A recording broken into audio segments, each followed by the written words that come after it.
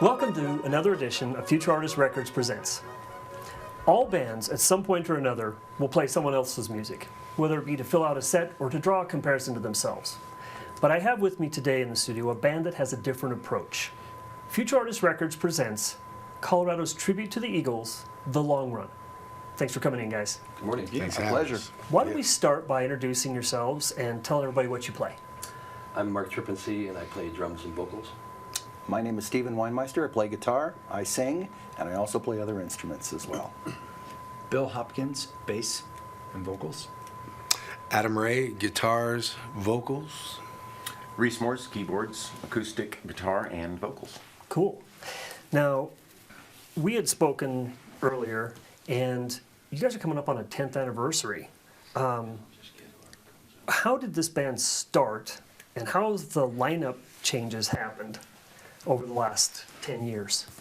Well, the 10th anniversary will be coming next year, and so we're just kind Okay. of making plans for that. And Oh, so, gotcha, okay. But you have to make those well ahead of time. And, Right.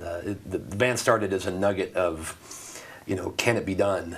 A little over 10 years ago, 12 years ago, while I was doing a stretch of dates in Sturgis with another band. And really no big design of like where to play or what money you're going to make, anything like that. But it was just if you can get the work done and if Right. you can actually put it together. Right. Yeah. And so So how different is this lineup from the one that you started with? much better looking. Which is faint praise. Subjective. Aside from that, there's always a mix of personalities that need to work well with band and team playership and things like that. But it met a lot of good guys and worked with a lot of good guys and everything, and other guys had some other things they needed to do in life as well. Sure. And then we kind of fell onto this a few years ago. Now, putting this all together and talking about lineup changes and everything else, all of you have played in other bands and have a pretty extensive background. I remember what you had mentioned the other day, 200 years of band experience between you, or something like that. Over 200. So literally. That's a lot of musicianship. Mm-hmm. Could you just touch on kind of what your background has been, and if you've played in bands you want to mention, cool, but you kind of mention where each of you come from. I'll probably that's to Stephen first.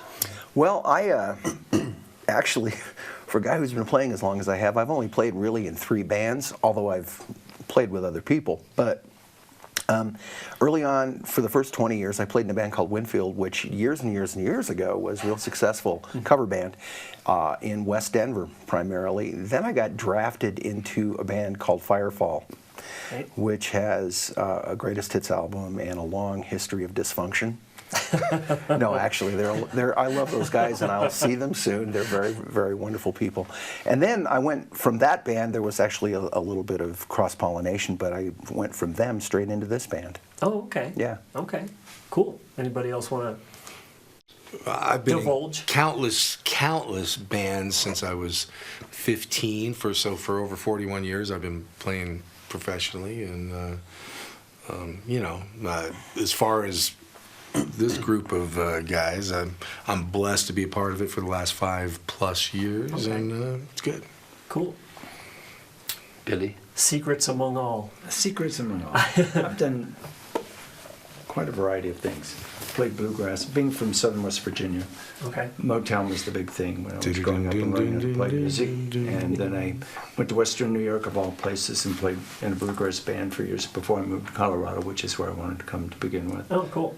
Original bands, all original songs, as well as the classic rock, top 40 stuff. And then I, too, as with Stephen, spent 27 years in Firefall as the Okay. bassist and vocalist. We're not worthy. Right. And, over the years, it's been a great experience. This band is the only band out of 2 that I've worked with that actually have great vocal harmonies. Out of all Very the bands cool. that I've done work for, this band definitely succeeds. Nice. That. Well, that is vocally, something. and that is something that a lot of bands do not have, that type of I agree. I was checking out some of you guys' stuff on your site, and the harmonies are really nice. And the fact that it's live and they sound that good is, Right. So many bands might sound great in the studio, and then you see them live, and you're like, what happened? And you guys really do a fantastic job. When I joined the band, I thought the previous iteration was really, really good musically, and they had two really good and strong lead singers, but that the backup vocals were lacking. That's just my opinion. But I told Mark one of my conditions upon joining was that we were going to work on the backup vocals. Sure. Because to me, if you're going to do this music, you have to be able to recreate that. Absolutely. Or you're going to be exposed. And people totally expect it. Our fans are fans of the Eagles. I remember doing a gig in Boulder and looking out in the audience, and a guy was singing along, not to the lead vocals, but to all the background Yes. vocals and rhythms. And I go, whoa, that's important. Yeah, So, yeah, really important. How did you guys come to be in this band? Was it an ad, we're looking for a whatever, or did you know each other previously? Well, I know for me, it was I was looking through Craigslist. I was freelancing, playing in 5-6 different bands, and long run looking for a new guitarist. And I thought, oh, how cool would that be? Being a fan of the Eagles from an early age, and I had seen them the prior year in Parker. So I answered the ad and I said, hey, I would love to be part of this. Love the Eagles, but I'm sure you guys are looking for a dedicated guy, and I do so much other things. And Mark responded, said, well, we all do different things. So I came in, auditioned, and the rest, they say, is history. The funny context of that whole story is that I was against Mark putting an ad in Craigslist, because generally you get the great unwashed, right? Right. But lo and behold, there's Adam. And before I jump ahead, maybe Reese, your background? I had the good fortune of moving out here with my family from Nebraska, where I'd owned a karaoke bar for 10 years. And within 2 months, I answered a band mix ad, got a call from Mark. It was kismet. I mean, it really was almost like it was meant to be. I had, interestingly enough, about 14 years ago, when I was still in South Dakota, where I'm originally from, I had tried to put an Eagles tribute band together. Interesting. And I couldn't get anyone to get on board with the idea. They said, that'll never work. If you just play only Eagles, it'll never work. And came out here and saw the ad. And I think I can only speak for myself. The first time I auditioned with them, it kind of just fell into place. Yeah. From my standpoint, I'm sure there was some disgruntlement. And Sure. Yeah. You have no idea. Yeah, it was rough behind the scenes. it Yeah. remains to this day. Yeah. And I think I'm the youngest, probably with the least amount of years of experience, out of all these guys. But out of high school, had a band locally that did a lot of the same bars, the same songs that most people do. And then we kind of ditched all that after I got out of college, and we started writing our own music, which is probably the best thing that maybe I could have ever done personally. And we started writing with 3 other guys, and putting together a couple albums worth of material, recording them, doing some of that thing, and then later on, married, had kids, divorced, that kind of thing. Yeah, sure. But Life after that, stuff. kind of had a resurgence of getting back into music instead of just playing covers like I had been doing for several years, and was back in an original band doing a lot of openers for nationals, things like that at some larger places, and formulated putting this together, and started putting the idea together back in '08. Oh, okay. And it was like Stephen said, it was a Craigslist thing where it can be like a garage sale. Yeah, there might be a lot of junk around, but somewhere in there is like a 52 tops Mickey Mantle rookie card. I didn't think I'd find it. I need that. Yeah. Yeah, so you can find those things when you look, and so started meeting guys. And it was the important thing to not work with just the same guys that you'd been doing things in other bands with for 10 years, to meet new people and to open new avenues. That was exactly what I did. Yeah. Yeah. Oh, that's awesome. This is all stuff I didn't even know from talking to you guys before. This is cool. Now, I don't know if you want to mention this or not.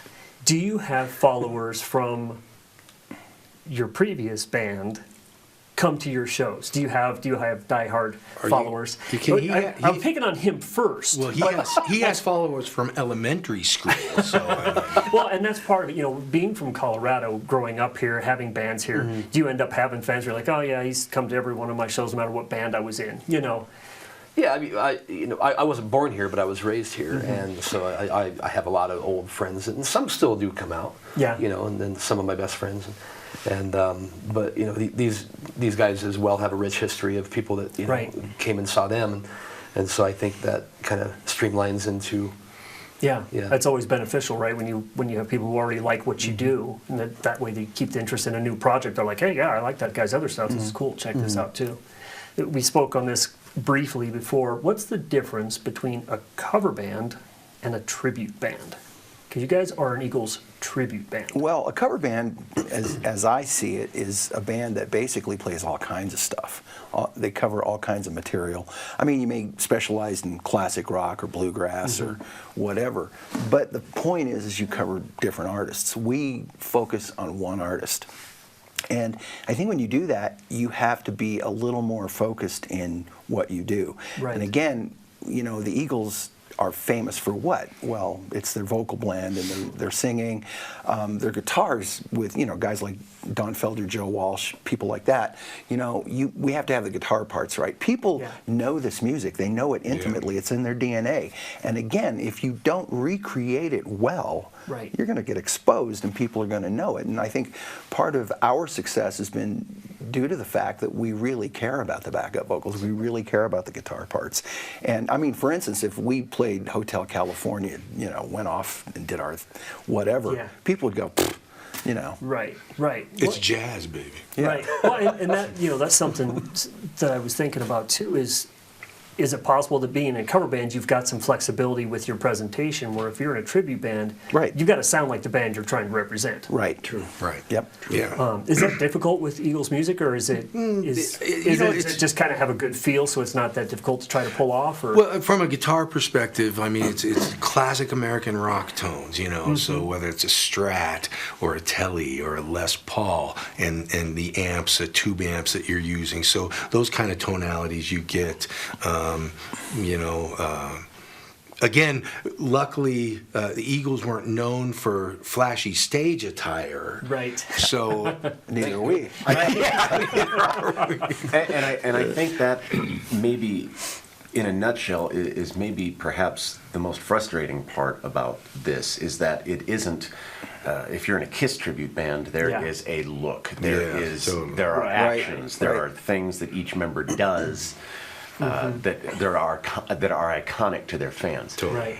The Eagles, their whole thing was, we don't move on stage. Right. We play our music, we get to the mics when we are supposed to be there, and we play the music the way it is. So do you think that doesn't give you the possibility of distraction so you've got to be more on point that way? I don't think that we have the visual to fall back on. Gotcha. Yeah. You know what I mean? You can be in a Kiss tribute band, and as long as you've got the makeup and the outfits, that's half the battle. That's half the battle. Yeah. Marshall Stacks, Yeah. So with this, it's really, and it sounds cliche, but it is all about the music. Right. We have people that come up to us after every show. Lion Eyes has meant something to them since it came out in '75. Yeah. You know, these songs mean something to people. Right. And that's why, as Stephen alluded to, you have to play Hotel California note for note. Yeah. They just won't accept anything else. Yeah. And that's important. Those licks and harmonies, the songwriting, the arrangements are ingrained, as Steve, I think, said, DNA. Yeah. You know? Yeah. People are going to notice if something's not in place. And I know I've been asked, you know, if you ever get sick of playing Hotel California, that kind of thing. And the answer is really no, just because, you know, every night, you know, you're playing through some people that haven't seen you do it before. And you always have to pretend it's the first time. But as far as like a singing drummer goes, I mean, as long as you can compartmentalize things and you keep good tempo, you're not suffering here and you're not suffering here with the singing, and you can get through the song and you've done it well, then that makes you happy. Right. Yeah. Well, and I would guess with Eagles music, your audience response helps feed feed you so you're not getting tired of Oh, doing absolutely. it. Yeah. Well, again, because it's so important to people. Fry said on the History of the Eagles DVD that people, the Eagles music, people did things to. It Right. was a soundtrack Yes. of their lives Yes. growing up. And so, again, we hear that from people. Oh, my gosh, we conceived our child during this song or whatever, Right. type of thing. And that's kind of exciting to hear, that really, I got my own stories as growing up with the music. So, yeah. I think you've probably mostly answered this already, but why the Eagles in particular? Money. You're making tons of money. I think we're all equally passionate about this particular band and what they brought to the American landscape of music, and for me it was the vocals. Okay. It was like when I went back and started rediscovering their catalog and re-energizing myself with that.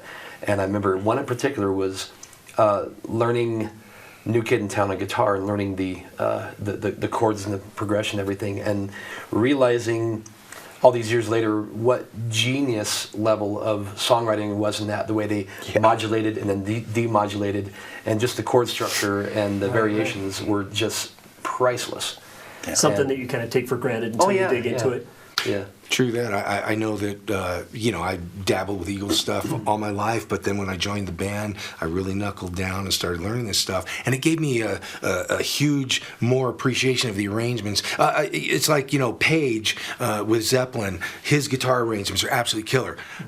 Eagles' guitar arrangements are on par with anything that's been out there. It's quality and intricacy and... Cool. And Well, to take, first off, there were too many Beatles cover Right. bands. not enough as far as I'm concerned. You could always use more. So, Oh, here it comes. taking a 30,000-foot view for me, I love country rock, and they were really kind of the epitome of that.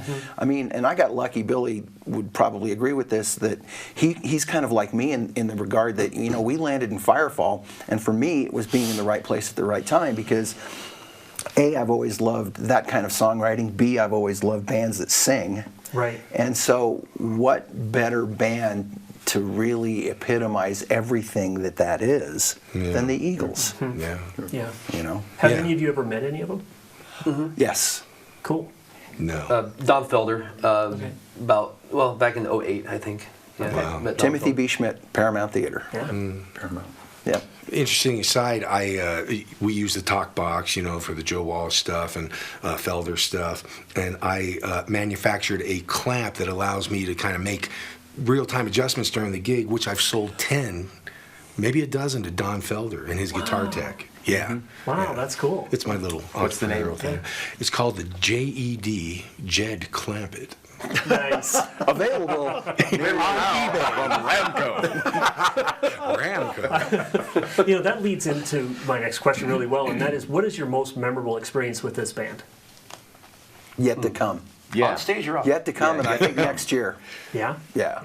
And that's and the context behind that is that we've done some really cool stuff. Right. We're blessed because for whatever reason in town, we've got a following now where we sell out just about every show we do. Nice. And I'm talking about 400, 500, 600 seat venues. And so, the success of the band continues to build and build and build. We've got some stuff that we can't talk about right now. Nice. On tap for next year that's going to hopefully blow all that out of the water. Cool. So. That's very cool. We'll have to have you back when I think I could probably, these guys could probably echo this and finish off the story, but I think the show at Dillon Amphitheater and some of the conditions there and what things that occurred were, a level of heightened enjoyment on that one. And I, let these guys finish that story with... Well, it's a beautiful venue for one thing, and they just rebuilt it. If you've not been to Dillon Amphitheater up there in Dillon, Silverthorne exit, they just rebuilt it and made it even better. I saw it under construction, but it's just you've a couple thousand easy seats. Big family-oriented thing during the summer, and then the backdrop, if you're in the audience looking over the amphitheater, is the mountains and Lake Dillon. And an interesting story, when we played a couple years ago, we had just started the set. Take it easy. Thank you. And I noticed that the people were standing up and they're looking up in the sky and pointing, and I'm going, I thought we'd lost them already. right. I thought we'd be nuked. What had happened is right as we started playing our first song, a bald eagle flew over the back of the stage. Right, yeah. I wish there was some photographic evidence, but you have to take my word for it. It happened. Wow, that's cool. You're talking about fans and input from the fans and the types of shows you do and stuff. Do your fans pretty much always really love what you're doing? Like, do you ever have experiences where you go to a show and you're like, wow, this audience really isn't giving us what we need? Sometimes people think we're too loud. Okay, sure, yeah. The normal band stuff. Yeah. And I'm not We sure. actually always think we're too loud. But the thing is that, you know, and I know what this is going to sound like, but since I'm part of the demographic, I can pretty much relate, is that this music, because of its age, our demographic's kind of getting up there in age. Right. And so, you know... You'd think it wouldn't be an issue being loud. Exactly. You'd hear it better, you know? But, I mean, if we start a show at 8 o'clock or later, we're worried, but by the end of it, there's not going to be anybody there because they're all going to go home and go to bed. So, I always joke that they're usually home by the time 9 News comes on. Right. You know, so it's all Well, you know, like they say, you know, 50 is the new 40. You know, Yeah. I also think death is the new 80. The problem with that is people come up to us at the front of the stage asking us to turn down. Oh, wow. We don't, them not having the insight. Our sound is only on the stage outward. Right. Anything past the edge of the stage, you have an engineering company doing all that, a sound company doing all of that. Yeah. And there's been times your voice is not loud enough, or your guitar isn't loud enough, or you can't hear the keyboardist. And Have we you played can't enough to control get to that. know some of the house engineers? And Yeah, stuff? sure. Yeah. It's also the Absolutely. importance of having Absolutely. an engineer that works with you consistently. Yeah. When you can afford it, when you can afford them, and when the conditions are right. Yeah, and that way you know what to expect when you go in. a good sound tech is another member of the band. Yeah. Because As it should he be, knows yeah. the cues, he knows the solos, he knows who sings. Yeah. We've got two of the best. Yeah, we do. On retainer. Nice. In Dano and Randy for sure. Yeah. But we do Cool. have a couple that we work with that, if I can mention name, it's up to you guys, Stargazers, yeah. Okay. Nick at Stargazers and Chris at Soil Dove are two that really stand out. Yep. As You know, for me, what's exciting about those guys that we were just mentioning, the fact they participate in the creative aspect of the performance, the show, and what we're doing, as opposed to being a police. Right. Look, Yeah. most sound techs, you know, they don't know the band, so they're just getting through the show, trying to ballpark a mix and get it right. Right. But the thing about those guys is, like, for instance, we were at the Soil Dove last week, sold out. Nice. And Chris, at the end of, we were doing New York Minute, and there's a thing, you know, at the end of the song, New York Minute at the end of the tune, and so the way the Eagles do it on stage, we do that same ending, and basically the band cuts off, but there's a delay, Okay, a yeah. repeating delay. So it's minute, minute, minute, and Chris had it. He nailed it. He killed it. So Nice. if you got a guy like that, it really, and plus things they do with the lights. We talk to them beforehand. We say we want the stage black when we go out, and when Mark counts in the song, boom, the lights come up. Yeah. So if you talk to people like that, generally they're pretty receptive Yeah, to it. it's a whole And experience. they pay The- the attention. Right, the right. production, Yeah. the production staff is as much a part of the success of the show as we are. Oh, totally. I wouldn't want to forget mentioning Wes from the Opera House. Oh, yeah. Okay. Wes Sure. Everett, you know, does a really good job with us Yep. too. You know. Cool.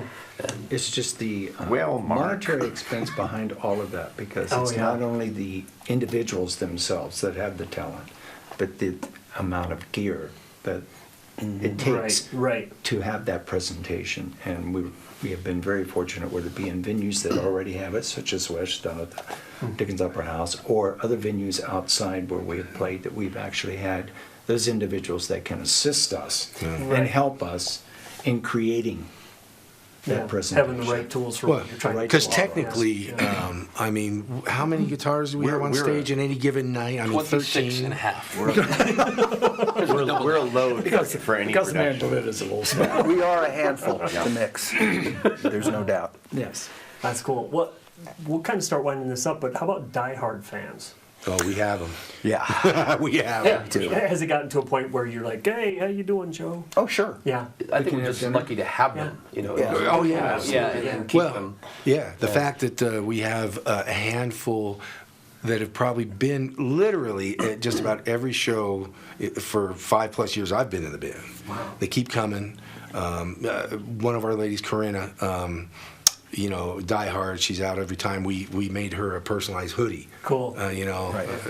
So Rick and Francis. Rick and Francis, another couple that every show. That's So- fun. Yeah. It is cool. Yeah. It is cool. And that, you know, that I'm always concerned for those people. And that. What was that? I was just going to say that, you know, the people who've seen us consistently for years, how do we kind of keep it fresh for them? Oh, sure.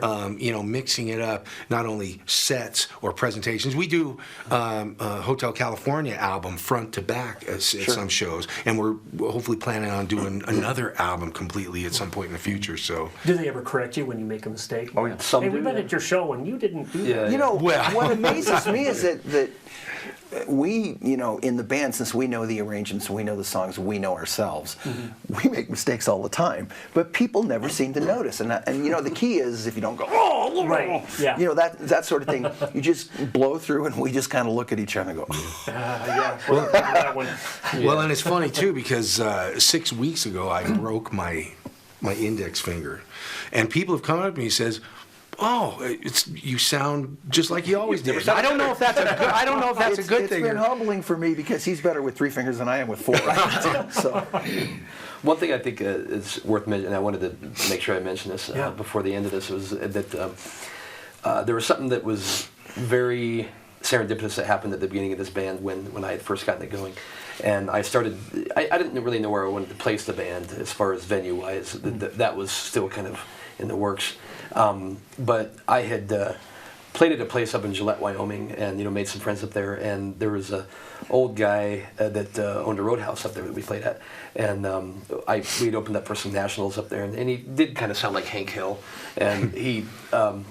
You know, I said, yeah, we'd like to come up and open that show. And he's like, well, you all seem like you know what you're doing. You might as well come on up and play. Thanks, Bobby. And so then there was a funny conversation. He said, yeah, we had a band kind of like you and played last month. You guys just bored me to tears. But when I called that same venue to book this band, thinking that it might be a good fit, he said, you know, I don't book that venue anymore. You got to call this girl, you know. And so, oh, okay, she's out of Nashville. And so I called this girl, and she ended up becoming a big part of this band. And I'm giving her credit posthumously. She passed away unexpectedly a couple of years ago. It was a big hit to me personally, and you know, for us, you know, because we had gotten really, really close, you know, and we, you know, fought like spouses and you know, and things like that. And so when I got on the phone with her, I said, you know, we have an Eagles tribute band in Colorado, and she's like, you have one in Colorado? She goes, do you suck? I said, it's not what we're going for, but you know, but she said, I might have work for you. And so that launched us immediately into fair festival work. You know, before I knew it, I was out of state doing county fairs and festivals and things of that nature, which at that point I wouldn't have had the resources and knowledge to. Right. And she just tossed me into it. A great boost right out of the gate. Yeah, and That's awesome. so Yeah. you know, and her name was Exandra from Winterset Concert Events out of Nashville, and I owe a deep debt of gratitude to her for kind of throwing me into this edge of the industry. You know, and it wasn't until after she'd passed that I had realized what kind of influence her circle had hit in the industry with tons of people that I talked to. Isn't that amazing how that works? You never know, and sometimes you don't realize the impact somebody has. Yeah. And sometimes you realize it, and then you didn't realize how big it was. You know, you're like, oh, this is important, but wow, that's really important. Yeah, you know, and I haven't taken her name out of my phone, and sometimes I just want to text and see if she'll respond back, you know, that kind of thing. And so. Tours. What do we got going on for tours? Do you have anything you can talk about? no. Seriously, there's some really cool stuff happening, but we just can't talk about it yet. And that's okay, because that'll bring me to this. How can people find out about it? Hey. Where can we find you guys? The website that Stephen built with his own two hands. About two hands. TheLongRunBand.com. There's a tour dates page, and we also encourage people to find us on Facebook, like the page. Mark's always sending out reminders about the dates that are coming up. Sure. And you know, we're on the verge, literally, of 3 million likes now. I think we're only 297 million short. Awesome. I know. That's awesome. Yeah, yeah. You guys are on a roll already. Yeah, it's you can feel the the inertia happening. Right? But we have a lot of the normal large concerts that we're doing up in the Front Range and in the mountains this year, and hitting some of our normal states: New Mexico, Texas, Utah, Idaho. Yeah. Cool. And we've also added a couple Alter Egos shows to the. Yeah, we haven't even talked about that. Talked about that. But 2 years ago, do we have time? Yeah. 2 years ago, you had alluded to the fact that Get anything done at it's hard to get anything done at rehearsal. So that's true. And I was driving home one night thinking, you know what, we could make a show out of this. And so, again, tons of experience in this band. So everybody knows, I mean, literally, we'd start playing Led Zeppelin at rehearsal, and 30 minutes later, we're still playing Led Zeppelin. Right. So what we've decided was to do one show a year, because all we do is Eagles, right? So we do one show a year where everybody picks 5 songs that they want to do, and the only rules are that the band has to be able to pull it off, Right. vocally and instrumentally, and 2, no Eagles. So it sold out the first year. It's proven to be hugely popular. Oh my God. And so, yeah, we've got some really cool stuff coming up this year. I mean, in the past, we've done Carry On My Wayward Son, we've done Bonnie Raitt, we've done Marty Robbins. Wow, We've cool. done Toto, 3 Steely Dan songs the first year. So, not much is off the, not much is really out of the realm of Yeah. reality. Yeah. Oh, that's fun. That's what's really nice Fun about it. playing with this group of people, and Right. and as well, Billy and I came in about the same time to this particular organization, but I can honestly say that without a doubt this is the finest group of musicians and people that in the Nice. 35 years I've been doing this I hope they get that on film. that I've had the pleasure of working with, and Stephen he's kind of self-deprecating, but he's quite a guitar player. I marvel sometimes Cool. at the things that Well, he's able to. Adam we know about. I'm a red dwarf next to a supernova. That's basically the thing. Astronomy. Yeah, I do have to say, I went through a bunch of stuff on your website. I've not had a chance to see you live, which I need to do. But you guys are good. You Thank sound you. fantastic. You really do. So I encourage everybody out there to follow these guys, however you want to follow them, whether it's Facebook or follow them through the website or whatever. But check these guys out. They're really, really good. You guys are. This has been a pleasure. Thank you. So, I appreciate thank that. you. Thank you very much. And we'll have to have you back on when you get ready to release your secret project. And, see how that all works. Yeah, it's But, really more of a just securing, making sure that we have all of our, eyes making dotted sure the for- business stuff is taken care of. Yeah, right? yeah, yeah. Right. Yeah. Yeah. Cool. Ladies and gentlemen, this was a fun show to do. Hope you guys enjoyed it. We did. Thank you. Thanks Make for having sure us. that you like this, you share it, you subscribe, tell everybody about it, follow these guys, and watch this show over and over because this was a good show. Thanks for watching this. I'm Michael Hartsock, and this is Futurartist Records Presents.